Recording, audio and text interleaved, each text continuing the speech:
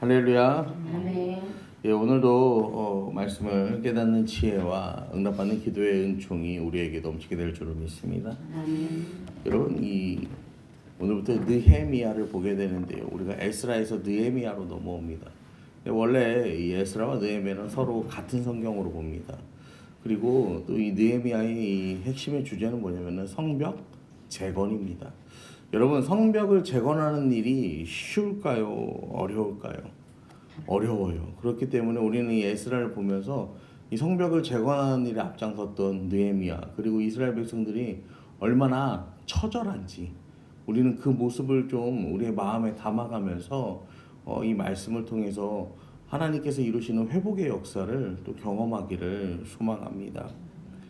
오늘 말씀 이렇게 시작해요. 하갈의 아들 느헤미야의 말이란 아닥사스다 왕 제20년 기슬로 월에 내가 수산궁에 있는데, 에스라가 이 아닥사스다 왕 7년에 귀환을 합니다. 그런데 이 느헤미야와 에스라는 서로 약 13년의 시간차를 두고 귀국을 해요. 귀환을 해요. 이 느헤미야가 아마도 뭐 여러 가지 복합적인 이유로 인해서 2차 포로 귀환을 하지 못했던 사람으로 우리가 볼 수가 있어요. 그리고 이 느헤미야가 수산궁에 있었다라고 성경은 그렇게 말합니다. 근데 이 느헤미야가 소식을 하나 듣습니다. 어떤 소식이냐면은 내 형제들 가운데 하나인 하나니가, 그러니까 이 형제인 하나니는 이 두어 사람과 함께 유다에서 내게 이르렀으므로, 이 형제가 이 하나니가 유다를 무슨 이유로 방문을 했는지, 아니면은 이전에 포로 귀환을 할 때 갔는지 정확하게는 나와 있지 않지만요. 내가 그 사로잡힘을 면하고 남아있는 유다 예루살렘 사람들의 형편을 물었다. 그 소식을 물었어요. 이 하나니가 나중에는 이 느헤미야가 성벽을 재건한 다음에 유다를 다스리는 두 명의 지도자를 세우거든요. 그 중에 한 명이에요.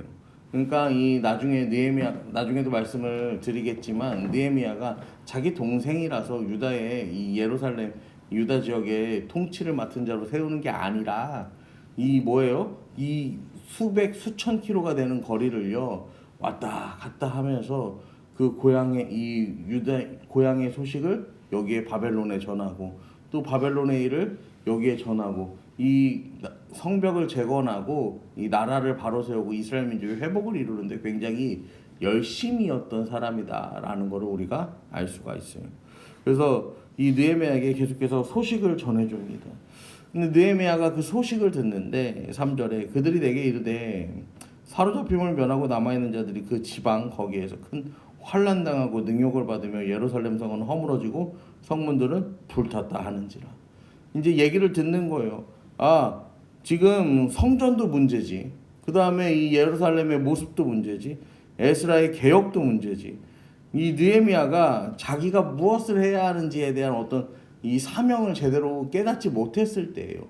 근데 그럼에도 불구하고 이스라엘의 문제에 대한, 유대 민족에 대한 문제에 대한 굉장한 책임 의식을 가지고 있었고, 그 다음에 이 어떤 사명감을 가지고 있었던 사람이었음을 우리가 알 수가 있습니다.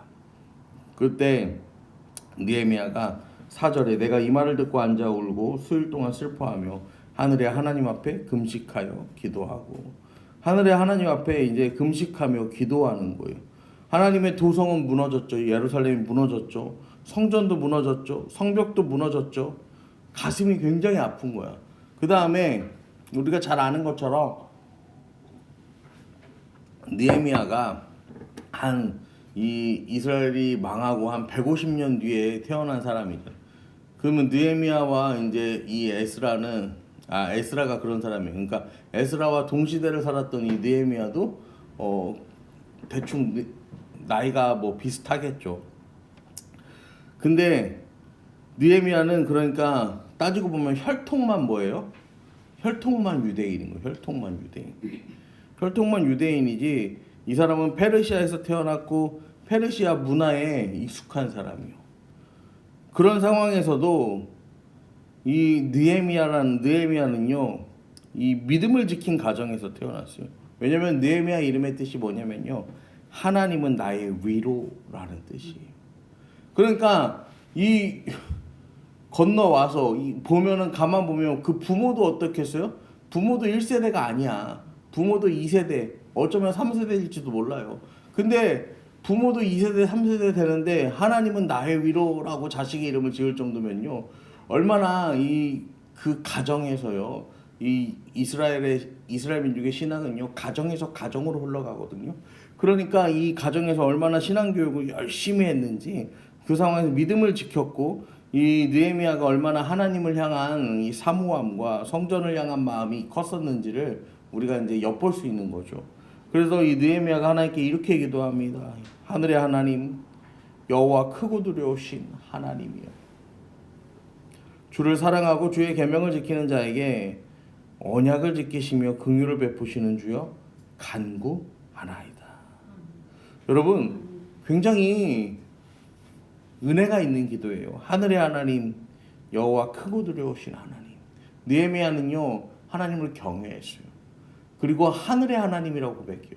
여러분, 그러니까 이 바벨론 땅에 살지만 하나님께서는 천지를 지으셨고 이 무소부재하신 하나님이심을 느헤미야는 알고 있었던 거죠.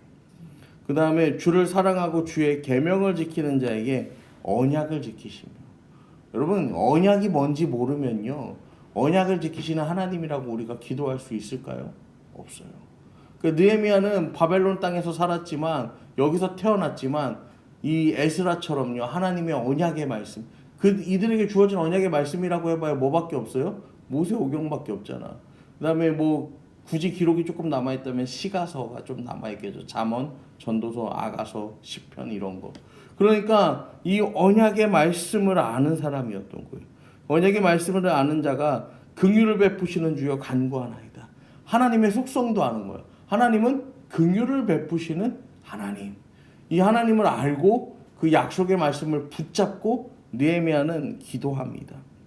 여러분, 우리 자녀들도요 세상에서 자라고 있거든요. 근데요 느헤미야도 세상 가운데서 자라난 사람이에요. 근데 하나님이 진정한 위로자임을 고백하고요 그 약속의 말씀을 붙잡고요 전능하신 하나님께 기도합니다. 여러분, 우리 자녀들도요 그렇게요 우리 하나님을요 전능하신 하나님으로 알고 약속의 말씀을 붙잡고 기도하는 여러분 그런 신앙인으로 자라나기를 여러분 우리가 기도해야 돼요. 우리가 그 모습을 보여주지 못하면, 그렇게 자라나게 하지 못하면요 이 자녀들은요 다 뿔뿔이 세상으로 흩어져 버릴 거예요. 그래서 6절에도 보시면 이제 종이 주의 종들인 이스라엘 자손을 위하여 주야로 기도하오며 우리 이스라엘 자손이 주께 범죄한 죄들을 자복하오니. 에스라도 그렇고 느헤미야도 그렇고요 어떻게 기도하냐면요 쟤들의 죄, 저 사람의 죄, 그 사람의 죄가 아니라 뭐라고 고백합니까? 우리 이스라엘 자손, 우리의 죄라고 고백하는 거예요. 우리의 이스라엘 자손이 주께 범죄한 죄들을 자복하오니 주는 귀를 기울이시며 눈을 여시사 종의 기도를 들으시옵소서. 나와 내 아버지의 집이 범죄하여. 여러분, 에스라는 이 소개할 때 이 학자요 제사장, 아주 이 율법에 통달한 사람이라고 소개했어요. 근데 느헤미야는 그런 사람도 아니었단 말이에요. 그럼에도 불구하고 이 신학적인 깊이는 없지만 뭐가 있었어요? 이 신앙적인 깊이는 굉장히 깊은 사람이었던 거죠. 그래서 이 느헤미야가 기도하는 거예요. 우리의 죄, 나와 내 아버지의 죄, 자기의 죄로 고백하는 거예요. 이 느헤미야는요, 이 탁월한 지도력도 있었고 능력 있는 리더십, 그 주인공인데요.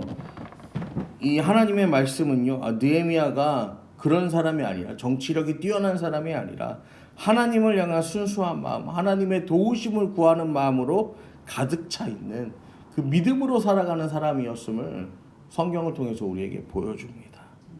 그래서 느헤미야가 이렇게 또 계속해서 이렇게 기도해요. 옛적에 주께서 주의 종 모세에게 명령하여 이르시되 만일 너희가 범죄하면 내가 너희를 여러 나라 가운데 흩을 것이요 만일 내게로 돌아와 내 계명을 지키면 너희 쫓긴 자가 하늘 끝에 있을지라도 내가 거기서부터 그들을 모아 내 이름을 두려고 택한 곳에 돌아오게 하리라 하신 말씀을 이제 청하건대 기억하옵소서. 여러분, 나라가 왜 망했는지 아는 거예요. 하나님을 떠났더니 이 나라가 망했다. 이 사실을 알고 있는 거예요. 근데 여러분 이게 신명기 30장의 말씀이에요. 지금 느헤미야가 드리는 기도가요. 신명기 30장의 기도예요. 그 말씀을 그대로 옮겨와서 기도하는 거예요. 여러분 가장 능력 있는 기도, 가장 힘 있는 기도는요. 말씀으로 드리는 기도입니다. 그래서 지금 느헤미야는 자기 바램과 자기 소원, 자기 어떤 얄팍한 희망을 가지고 기도하는 게 아니라 하나님 말씀을 앞에 두고 가장 성경적인 기도를 하나님 앞에 드리는 거예요. 말씀을 이루는 인생 되기를 기도하는 거예요. 그랬더니 11절에 주여 구하오니 귀를 기울이사 종의 기도와 주의 이름을 경외하기를 기뻐하는 종들의 기도를 들으시고 오늘 종이 형통하여 이 사람 앞에서 은혜를 입게 하옵소서 하였나니 그때 내가 왕의 술관원이 되었느니라. 아무것도 아닌 사람, 그냥 궁에 일하는 사람인데 그 성경에 그 직책이 처음에 기록되지 않을 정도로 그냥 어떤 흔한 구급 공무원이었나 보죠. 구급 공무원이 그렇다고 막 비하하는 건 아니지만 아마 느헤미야가 왕의 입장에서 보면은 쟤나 얘나 걔나 다 거긴 똑같은 사람이었습니다. 근데 그렇게 기도했더니 어떻게 됐다는 거예요? 왕의 술 맡은 관원이 되었다라고. 왕의 술관원이 되었다. 왕의 최측근의 자리에 올라서는 은혜가요. 이 느헤미야의 삶이요. 갑자기 이루어지게 되는 거예요. 하나님 말씀을 붙잡고 기도했더니 하나님께서 형통하게 하시는 거예요.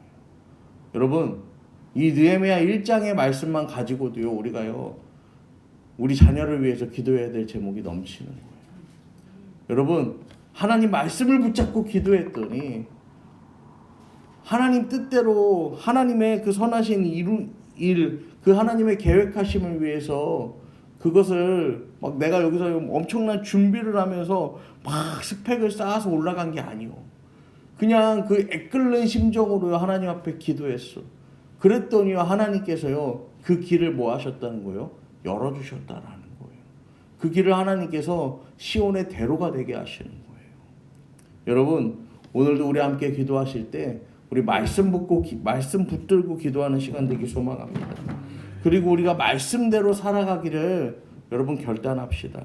말씀이 우리 기도가 되고 기도가 또 복음 되어서 우리의 삶이 복음으로 가득 찰 때 하나님 영광을 위해 쓰임 받은 인생, 내가 하나님께 쓰임 받고 하나님 영광 위해 내가 쓰임 받고 우리 자녀가 쓰임 받고 우리 후손이 쓰임 받는 그 놀라운 축복의 역사가 저와 여러분의 삶 가운데 넘쳐 흘러나기를 이 시간 간절히 축원합니다. 아멘.